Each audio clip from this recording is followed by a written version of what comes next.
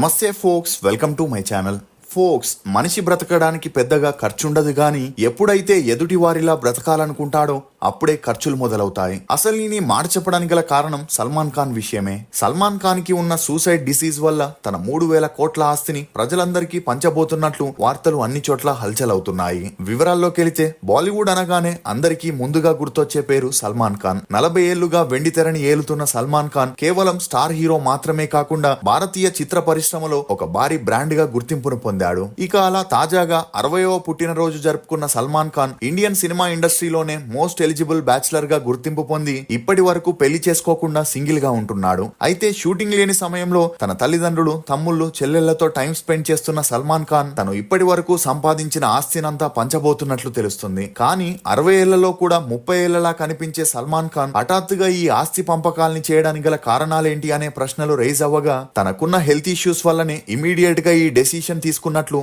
బాలీవుడ్ లో వార్తలు గట్టిగా వినిపిస్తున్నాయి. ముఖ్యంగా సల్మాన్ ఖాన్ ట్రైజెమినల్ న్యూరాలజీ అనే అరుదైన నరాల వ్యాధితో బాధపడుతున్నాడని, ఈ వ్యాధిని వైద్య పరిభాషలో సూసైడ్ డిసీజ్ అని పిలుస్తారని, ఈ సమస్య ఉన్న వారికి ముఖం, దవడ భాగాల్లో కరెంట్ షాక్ తగిలినట్లుగా అనిపించి భరించలేనంత నొప్పి కలిగి ఆత్మహత్య చేసుకోవాలనిపించేలా చేస్తుందని డాక్టర్లు చెబుతూ ఉంటారు. ఇక ఈ విషయాన్ని సల్మాన్ ఖాన్ కపిల్ శర్మ షోలో పాల్గొన్న సమయంలో కపిల్ శర్మ సల్మాన్ ఖాన్ తో 60 ఏళ్లైనా ఇప్పటికీ ఎందుకు పెళ్లి చేసుకోవట్లేదని అడగ్గా అందుకు సల్మాన్ స్పందిస్తూ తను పెళ్లి చేసుకోకపోవడానికి గల కారణం తనకున్న ఆరోగ్య సమస్యలేనని, అందులో మొదటిది ట్రైజెమినల్ న్యూరాలజీ అనే భయంకరమైన వ్యాధి ఉందని, ఇది తనకి చాలా ఏళ్ల క్రితమే వచ్చిందని, దీంతో తన ఫేస్ లో ఉన్నట్టుండి ఎలక్ట్రిక్ షాక్ తగిలినట్లుగా అనిపించి విపరీతంగా నొప్పొచ్చేదని, అలా మానసికంగా దైహికంగా చాలా కృంగిపోయాడని, ఆ నొప్పి ఎంత భయంకరంగా ఉంటుందంటే నిద్ర మాత్రలు వేసుకోకుండా ఒక రాత్రి కూడా నిద్రపోలేకపోతున్నాడని, ఇందుకు లోకల్ మరియు ఫారెన్ లో కూడా ట్రీట్మెంట్ తీసుకుంటున్నప్పటికీ ఈ వ్యాధికి పర్మనెంట్ గా సొల్యూషన్ లేదని చెప్పారని,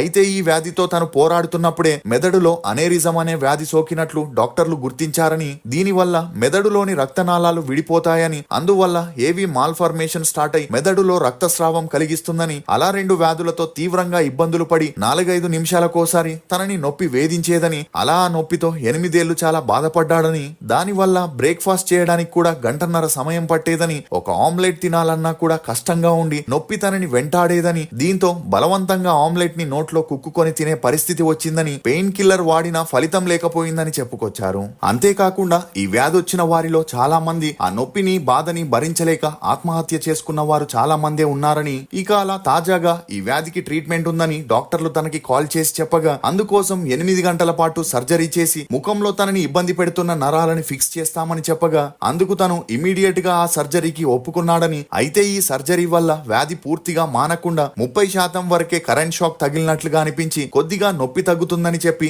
ఆపరేషన్ చేశారని, కానీ అదృష్టవశాత్తు ఆ వ్యాధి పూర్తిగా తగ్గిపోయిందని, ఇప్పుడు ఆ నొప్పే లేదని, అయితే ఏవి మాల్ ఫార్మేషన్ కి ట్రీట్మెంట్ తీసుకుంటున్నప్పటికీ ఈ వ్యాధి కూడా పూర్తిగా నయం కాలేదని సల్మాన్ ఖాన్ చెప్పుకరావడంతో ఇతని అభిమానులు ఆందోళన చెందుతున్నారు. ఇక సల్మాన్ ఖాన్ తండ్రి సినిమాల్లో స్టార్ రైటర్ గా ఉంటూ 100 మూవీస్ కి పైగా స్టోరీ రైటర్, డైలాగ్ రైటర్ గా పనిచేస్తూ తన తండ్రి సపోర్ట్ తోనే సల్మాన్ ఖాన్ ఇండస్ట్రీలోకి ఎంట్రీ ఇచ్చి మేనే ప్యార్ కియా మూవీతో హిట్ అందుకొని వరుస సినిమాలు చేస్తూ కొద్ది రోజుల్లోనే స్టార్ హీరోగా ఎదిగాడు. ఇక ఈ క్రమంలోనే సల్మాన్ ఖాన్ నగ్మా, సంగీత బిజలాని, సోమియాలి అనే హీరోయిన్లతో డేట్ చేస్తున్న వారితో పెళ్లి దాకా వెళ్లాలనుకోలేదని, కానీ ఎప్పుడైతే ఐశ్వర్యరాయ్ తో హమ్ దిల్ దే చుకే సనమ్ మూవీలో తనకి మంచి పరిచయం పెరిగి ఆ పరిచయం కాస్త సన్నిహిత్యంగా మారి వీరిద్దరూ డేట్ చేయగా ఇద్దరికి మంచి అండర్స్టాండింగ్ రావడంతో సల్మాన్ ఖాన్ ఐశ్వర్యరాయ్ ని పెళ్లి చేసుకోవాలనుకున్నాడని, కానీ ఐశ్వర్యరాయ్ అప్పుడే తన కెరియర్ ని స్టార్ట్ చేయడంతో మరో 5 ఏళ్ల వరకు పెళ్లి ఊసెత్తకూడదనుకుందని, కానీ అప్పటికే సల్మాన్ ఖాన్ మద్యానికి, మత్తు మందుకి అలవాటు పడి తరచూ ఐశ్వర్యరాయ్ తో గొడవలు పడుతూ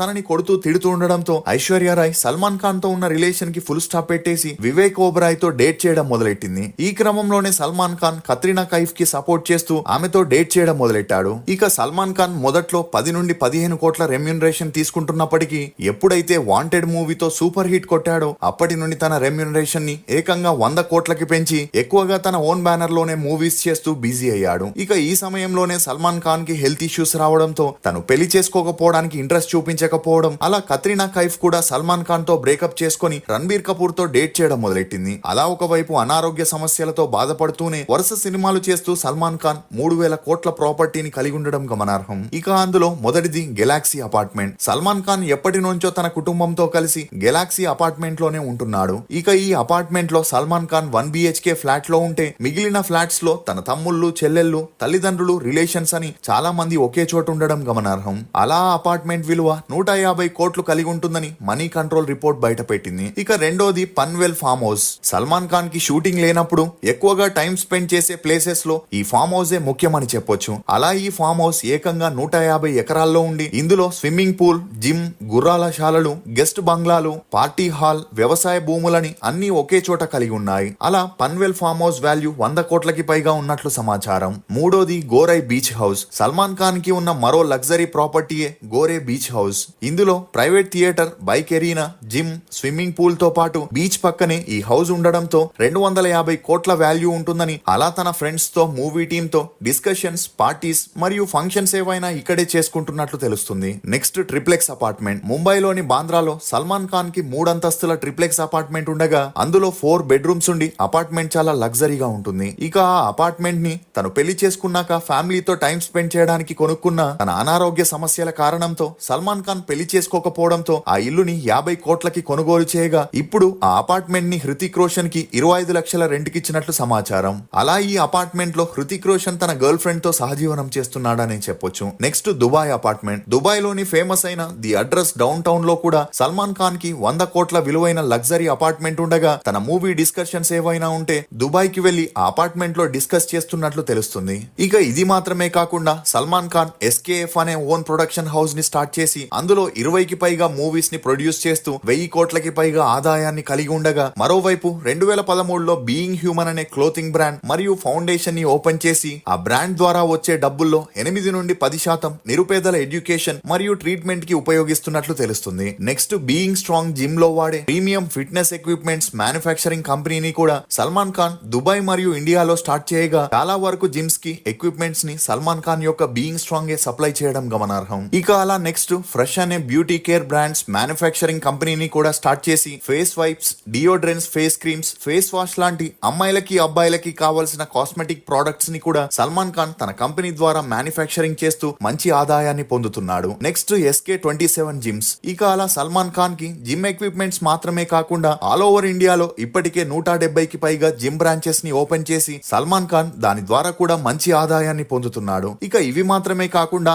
యాత్రా వెబ్సైట్ లో 50% షేర్, చింగారి వీడియో యాప్స్ లో కూడా Salman Khan one of the investor గా ఉంటూ మంచి ఆదాయాన్ని సంపాదించాడు. ఇదిలా ఉంటే సల్మాన్ ఖాన్ ఈ ఇయర్ లో తెలంగాణలో 500 ఎకరాల్లో 10,000 కోట్ల బడ్జెట్ తో ఒక టౌన్షిప్ మరియు ఫిలిం స్టూడియో కట్టడానికి అన్ని సన్నాహాలు జరపగా ఇప్పటికే ఆ ప్రాజెక్ట్స్ కి తెలంగాణ గవర్నమెంట్ కూడా గ్రీన్ సిగ్నల్ ఇవ్వడంతో త్వరలో Salman Khan township and film స్టూడియోని నిర్మించి తన పేరుని సినిమా చరిత్రలో శాశ్వతంగా ఉండేలా ప్లాన్ చేస్తున్నట్లు తెలుస్తుంది. అయితే సల్మాన్ ఖాన్ తను కష్టపడి సంపాదించిన 3,000 కోట్లని ప్రజలకి పంచట్లేదని, కేవలం తన 2 తమ్ముళ్ళు వారి పిల్లలకి మరియు 2 చెల్లెళ్ళు వారి పిల్లలకి ఈక్వల్ గా వీలునామా రాసి ఆ తర్వాత తన డ్రీమ్ ప్రాజెక్ట్ ఫిలిం స్టూడియో పనుల్లో పడుతున్నట్లు తెలుస్తుంది. అంతేకాకుండా ఇప్పటికే సల్మాన్ ఖాన్ కృష్ణ జింకని చంపినందుకు లారెన్స్ బిష్నోయ్ తనని ఎలాగైనా లేపేయాలని ఇప్పటికే తన గ్యాంగ్ తో 3-4 సార్లు తనపై అటాక్ చేపించడంతో అందుకు సల్మాన్ ఖాన్ బిష్నోయ్ ద్వారా తనకి ఎప్పుడైనా ఏ సమస్య అయినా రావచ్చని, ఆ సమస్యతో ఎవరికీ తన ఆస్తి విషయంలో గొడవలు రాకూడదని ముందు జాగ్రత్తగా అందరి పేరు మీద ఆస్తిని పంచుతున్నట్లు సమాచారం.